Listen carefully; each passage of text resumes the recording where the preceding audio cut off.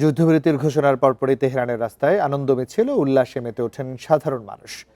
হাতে জাতীয় পতাকা আর কণ্ঠে সর্বোচ্চ নেতার প্রতি আনুগত্য জানিয়ে স্লোগানে মুখর হয়ে ওঠে চারদিক।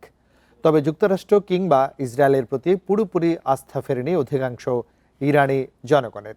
যুদ্ধবিরতির নামে কালক্ষেপণের শঙ্কা করছেন অনেকেই। ইরান যুক্তরাষ্ট্রের মধ্যে 2 সপ্তাহের যুদ্ধবিরতির ঘোষণার পরপরই তেহরানের রাস্তায় নেমে আসেন সাধারণ জনতা।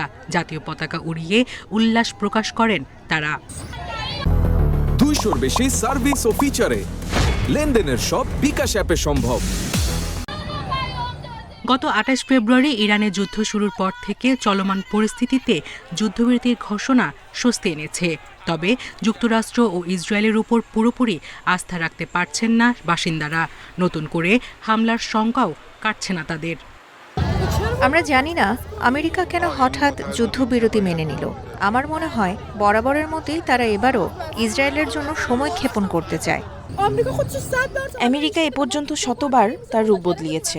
আমরা 2 বার আলোচনার টেবিলে ছিলাম, এর মধ্যেই তারা হামলা চালিয়েছে।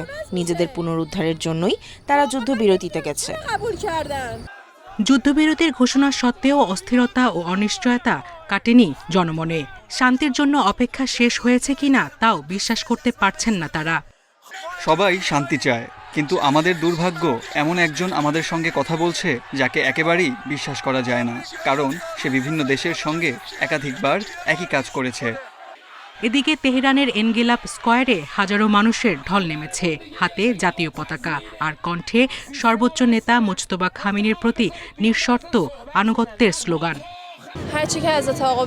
আমাদের নেতা যা বলবেন আমরা তাই মেনে নেব। তিনি যুদ্ধবিরতি চাইলে আমরা স্বাগত জানাবো, আর না হলে আমরা রাস্তায় থেকে লড়াই চালিয়ে যেতে প্রস্তুত।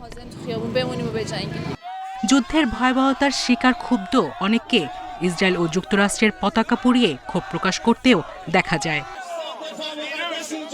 সায়রা খান, ইন্ডিপেন্ডেন্ট নিউজ।